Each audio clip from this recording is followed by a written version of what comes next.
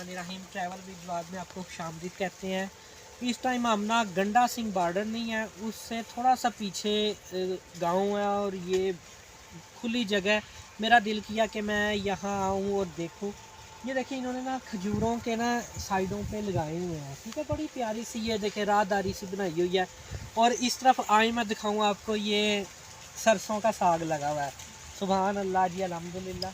ये देखें कितना खूबसूरत लग रहा है। आप ज़रा कैमरा थोड़ा करीब लाएं। ये देखें ये फूल और ये साग लगा हुआ है, ठीक है, अल्हम्दुलिल्लाह कितना प्यारा। ये जी ये प्योर पाकिस्तान है, ठीक है, पाकिस्तान का ये सर सब्ज़ा है, ठीक।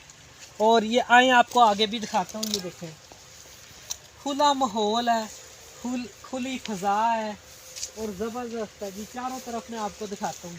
ये देखें ये देखें, यहाँ से आप ऐसे फोकस करें। ये देखें हद नगाह आपको खेत ही खेत और हरियाली नज़र आ रही है। ये देखें यहाँ हल किसी ने अभी किया है, यहाँ भी फसलें उगनी हैं अभी।